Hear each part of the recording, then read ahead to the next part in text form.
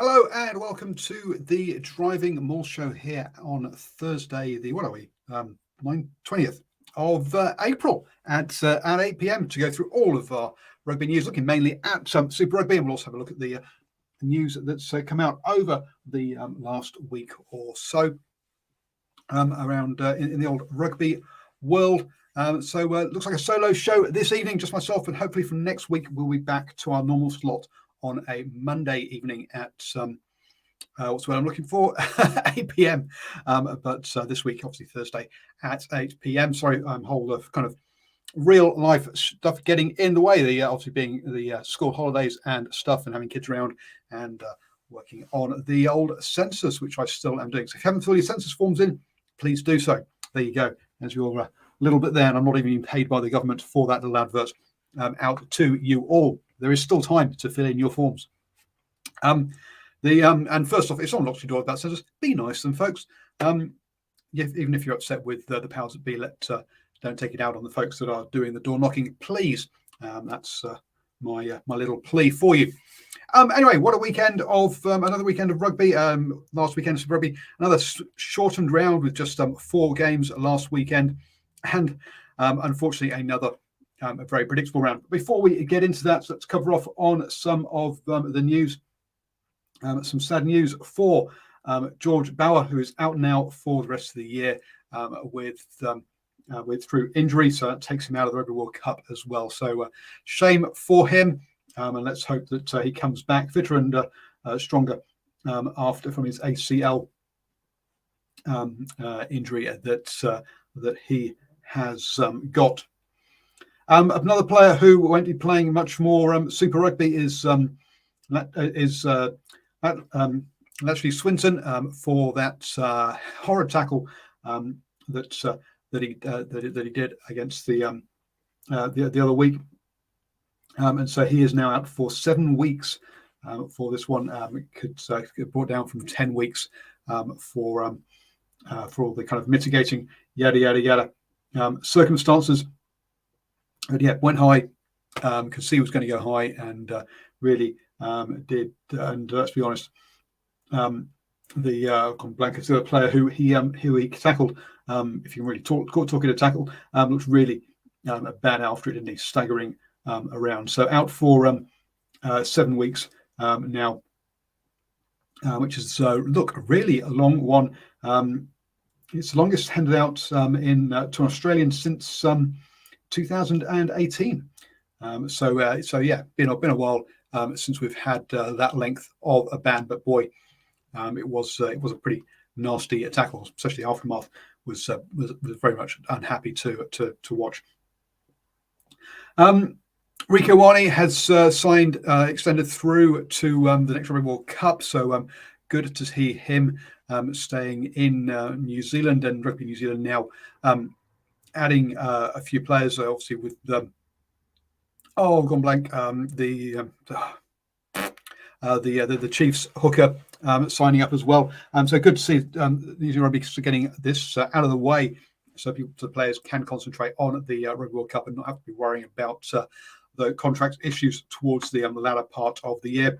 Has been some news out about New Zealand Rugby say, "Oh, we haven't got enough money to we might not be able to keep all our All Blacks that we want to."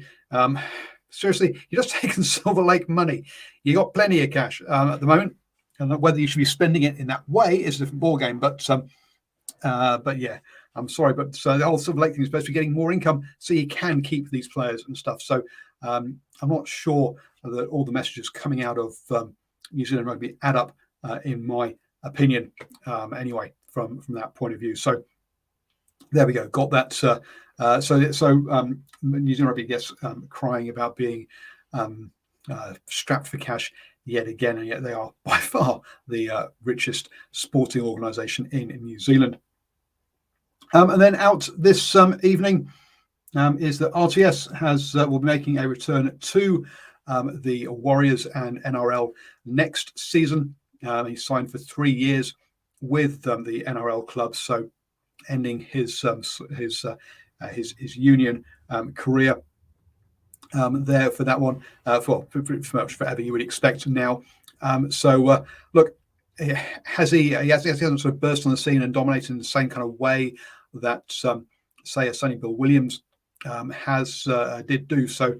But even so, look, I think he's come over, shown he's a good rugby player.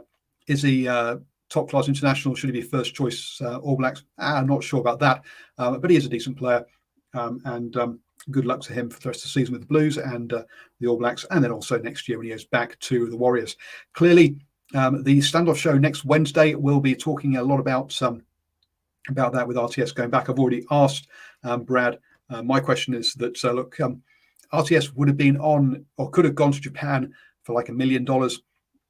So he's clearly going to be on some big money at the Warriors. And so is he worth it with the salary cap and how you look at how the Warriors are going at the moment?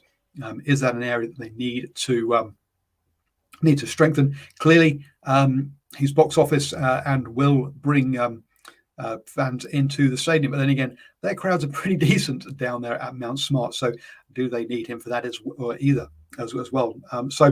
Either way, obviously a key talking point that will be talked about on the standoff show next Wednesday at 8 p.m. if I can't get Brad and Richie to do a special before. So that's kind of the news items that I've seen around the around the traps for on the rugby side of things. So let's get into looking back at the round that was last weekend. And I'll bring up my stats sheet for those of you who are watching on YouTube, Facebook, and Twitter. Obviously, if you're listening to the podcast, sorry you can't see the my stat sheet, but I will try and talk about the key stats that I'm going to point out for you. But you can always listen to the podcast back as audio if you want to listen to it and while you're doing your gardening or traveling into work or whatever. We kicked off the round with Moana Pacifica versus the Reds over in Samoa over there. And look, I was a bit skeptical at how much Moana Pacifica would be ready for this game, because I think I'll do a lot of outreach and community stuff over there in Samoa. Look, a decent crowd, but definitely empty seats there. Not the sort of same kind of crowd that the Fijian Drua are getting over in Fiji. So look, I think there's still a lot of work there to be done by Moana Pacifica to persuade Samoa and Tonga that it is their team, that they should get out and come and support them in that one. In the end, the Reds were too good for Moana Pacifica, winning it 40-28. Look, some bright, good signs for Moana Pacifica. Look at 7 from 7 from the scrums, pretty decent at line-out times. A set piece going pretty well. Got their offloads going, but not getting the line breaks there.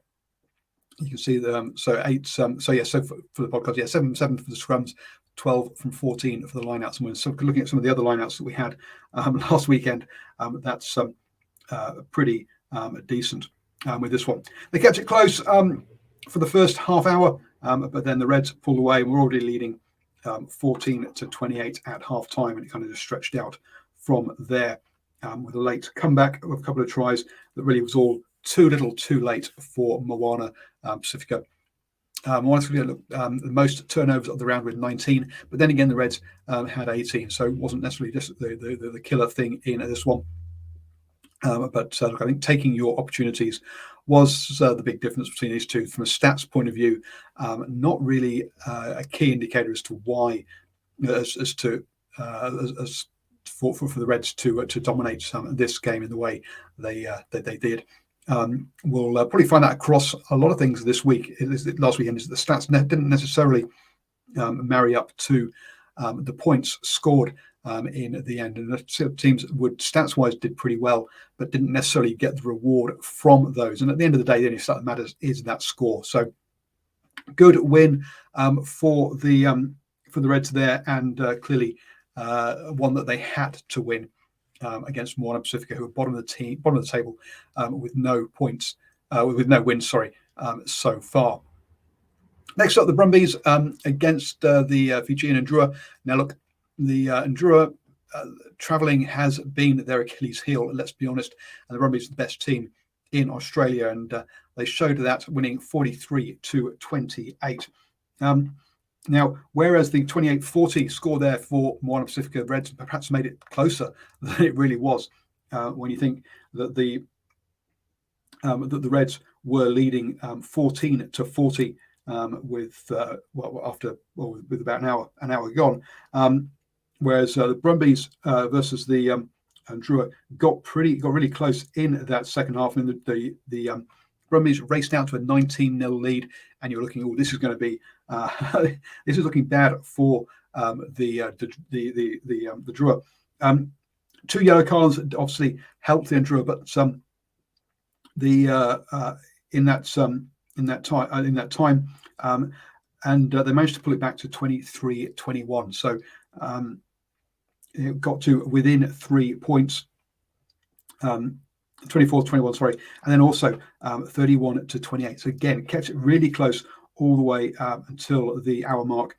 It took really a try at the death for O'Donnell to stretch out that lead to 43-28. So the closer than perhaps the scoreline suggests.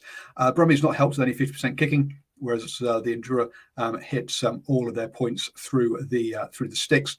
Again, the Endura kicked the ball from hand the least out of any team this weekend. Only 8 kicks from hand compared to 19 from the Brumbies. They really did play possession rugby, only having to make 89 tackles to the 184 for the Brumbies. Big shift by the Brumbies in this game. And so, the fewest tackles made by the Endura for everybody this round, and also the fewest missed with only 12 in there. Also another good sign for the Endura, perfect at scrum time, and Brumbies obviously, as always, had a very good set piece, and that proved to be too much for the Endura in the end, with a couple of with a penalty try in there at Maul time. Was it scrum time? I think it was Maul time. So the Brumbies going back to what they tried and tested there to get the win, and an important win for them, leaving them second in the table on the same points as the top of the table's Chiefs, who we'll come on to in a second, but they have played one more game than the Chiefs. Next up was the Hurricanes versus the Chiefs, a game again. So there was no game at the normal 7 p.m. slot on Friday, and same again on Saturday, with the floodlights proving to be a problem down in Wellington, not being brought up to date. So the game was moved earlier in the day to a 2:30 kickoff. Nice sunshine, good crowd as well. And to be honest, we don't say that very often about some Super Rugby games in New Zealand, but decent crowd down there in Wellington, which perhaps shows you 2:30 kickoffs in the sunshine. It perhaps was a better time to be having those kind of games. But hey, what would I know? And New Zealand Rugby wouldn't listen to me anyway. In the first half, the Hurricanes did very well, leading at half time, 17 to only 8 from the for the Chiefs. And the Chiefs actually scoring first with a try after 9 minutes. But the tries there for Flanders, who bumped Dane McKenzie unceremoniously out the way, and Cameron Roygaard continuing his good try-scoring record this season. Things that did let the Hurricanes down. Look, 22 missed tackles. That is the highest of any team this weekend. Now, if we look back at and also they only won 11 of their 15 lineouts, including one at the death that wouldn't have counted. Even if they'd scored from that, wouldn't have made a difference to the actual result. But 11 out of 15 lineouts, that's very poor for the Hurricanes. Something that the Hurricanes have managed to do in the last 2 weeks, up against playing the Highlanders. The Highlanders had to make 190 tackles, the most tackles only on that round. The previous weekend, Hurricanes against Force. Force made 184 tackles, the most of anyone of that round. as well. Whereas this time up against the Chiefs, they didn't manage to do that. The Chiefs managed to actually make less tackles than the Hurricanes in this one, so they managed to control possession. Whereas in the previous 2 weeks, where the Hurricanes have got good wins, they've controlled possession. That's one of the things that they've probably struggled. They struggled at here, or they didn't manage to impose themselves against the Chiefs in that manner. The Chiefs really came out in the second half and put on a much more physical performance. So Akula doing some good work to get over for a try.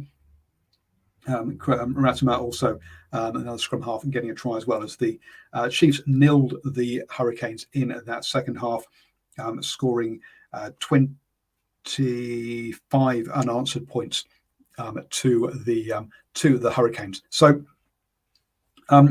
good win for the Chiefs as they keep marching on. That 7 wins from 7 games, points difference of 117. That's the highest of any team in Super Rugby. So all going well for the Chiefs on that one. Simon says, crowd attendance was probably good because it's a top table clash. Yes, it is a top table clash. 2 teams in form. It's a New Zealand derby. Everything was going for it, but we've said that before, and no one's turned up.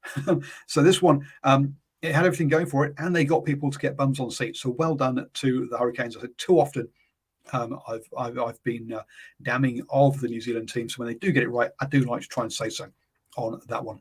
I also said understanding that 7 p.m. kickoff, it doesn't clash with club rugby and also broadcasting arrangements. Yes, clearly it's about broadcasting arrangements and Sky wanting to have evening rugby that people will switch on and get more viewers. To my mind, if you get big crowds, you'll get big viewers anyway. So I think they've got it arse about face. And that they actually, if they got big crowds, people would be dialing in to watch those away games, and you'd get a bigger TV attendance. But that's my opinion. Concentrate on crowds, the people into the ground, and the TV figures, the TV viewership will follow. Is my opinion. But what do I know about this kind of stuff? I'm a failing, or I'm someone who hasn't managed to turn talking about rugby into a camera, into an income, into a business. But hey, that's just my opinion on things. Is that's how they should go about it. So, cracking work by the Chiefs to turn things around. They were under the cosh in that first half, and get themselves into a good situation going forwards. Final game of the. I want to go back to talk about the Fijian Drua. About Moana Pacifica versus Reds. Actually, there's one player we should have talked about, which is Miracle. I've forgotten his surname now, but the first player that the Moana Pacifica picked up from the combine they've done in the islands. Great to see him get some game time. Did get himself a couple of tries. So the local boy there, big, tall. Number 6, clearly good running with ball in hand. Didn't do that much. Didn't looking at his tackle stats. Didn't perhaps get that much work done on defence. But yeah, him, and then you got Nico Jones there on the open side. Obviously, son of a very famous All Black as well. So from Moana Pacifica. So a couple of really young flankers there for Moana Pacifica, and hopefully they'll both.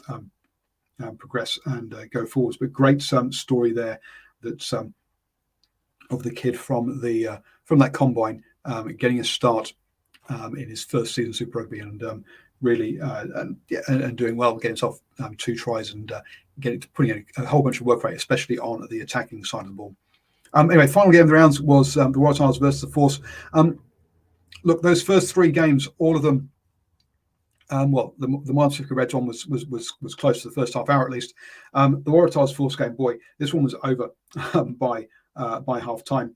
The Waratahs doing what they needed to do in that first half, take a 22-6 lead in this game, and then it was all just too much for the Force to come back. I'm sure the Force only kicked 50% of their goals, but that was not what lost them this game. Their lack of line breaks, only 3 in this game, the lowest out of anyone for this round. Waratahs with 9 line breaks there.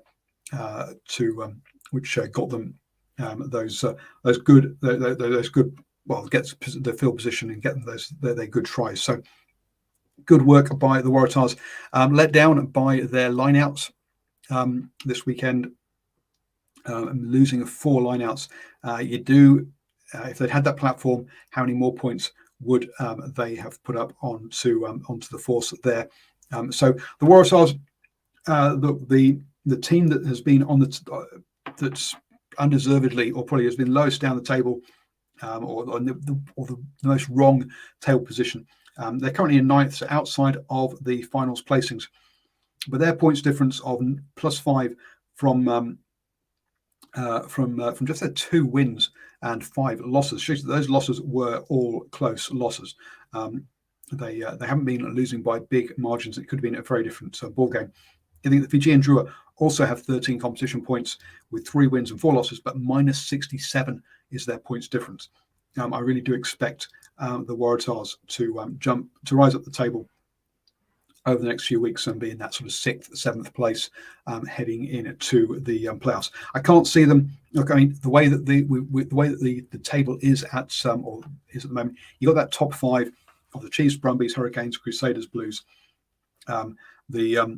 Those guys are clear of the rest.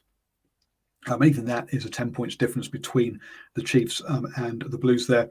Then there's but it's there are those ones can shuffle around. The Crusaders and Blues both have a game in hand, which would get them up closer to the Hurricanes and keep that top 5 there. Then there's a gap and to basically the Reds, the Highlanders, Fijian Drua, Waratahs, potentially Rebels in that kind of next group, and then I think you've got this kind of the Force and Moana Pacifica down the bottom there. Perhaps a bit harsh on the Force results wise, but I'm not sure about performance wise. -85 points there, their points difference for the Force. And look, the Moana Pacifica is twice that, -170. So Moana have really got a lot of work to do to get themselves competitive in this league. But there is definitely a top 5 and the rest, and then Moana Pacifica off the bottom. Really is how things are. And I think the Waratahs probably are the best of that rest. I think we'll see them climb, as I say, into that 6th or 7th place there over the next few weeks. I think these round 7, round 8, round 9 that's coming up have really not done Super Rugby any favours at all. Only 4 games in a period when we have got lots of public holidays and long weekends, and also these games have hardly been have all been very easy to pick. Last weekend, I put my 4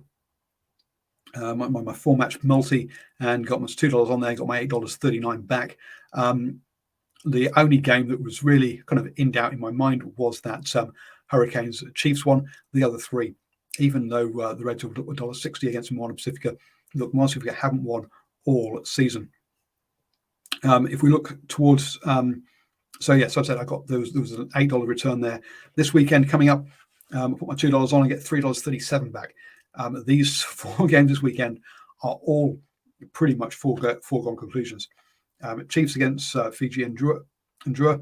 And look, we know the Drua don't travel well, and the Chiefs are unbeaten. So look, at home, that is a win. Rebels versus the Crusaders. That top 5, outside the top 5, that's a win for the Crusaders all day long. Blues, Waratahs.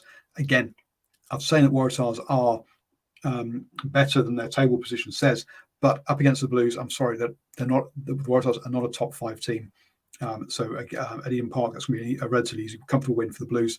Finally, Force versus the Highlanders at $1.27. That's the most competitive one that we have. Now it is over in Perth, so that there is the travel factor there for the Highlanders to head over there. And if we think about the Forces wins, it was against the Rebels 34-27 at home. and then against Moana Pacifica 21-18 at home. So it is their home wins, or their home games, where the Force are the strongest. And again, it's part of that. It is part of the travel all the way over to Perth. It is a fair old way away. But the Highlanders beat the Force 43-35 at home, only by 8 points actually. So, but still, I think the Highlanders are starting to get themselves into some sort of rhythm. They do have some problems at scrum half, with having named a guy who hasn't even played NPC on the bench as backup there, as Falau Fakatawa isn't available for this weekend. So some definitely injury issues for the Highlanders going into this game here. As Simon says, nice 8-hour flight. Yeah, but not only that, the Highlanders are obviously in Dunedin. So first got to get to either Christchurch or Wellington or Auckland before they can take that 8-hour flight. So it's a 2-plane trip. It's going to be a 12-hour journey, or something along those sort of lines, a 12-hour day just to get to Perth. So basically, you're taking out a day of training over before when you're traveling over to, in your preparation week, traveling over there. So let's say, yeah, Hunter's got injury issues. The travel is in there as well. So it'll be interesting to see how this one goes. But I say I do expect the Highlanders to get that win. So far, all the multis I've done on Super Rugby have all come out. Unfortunately, look, the games are just not competitive enough. There aren't enough upsets in Super Rugby.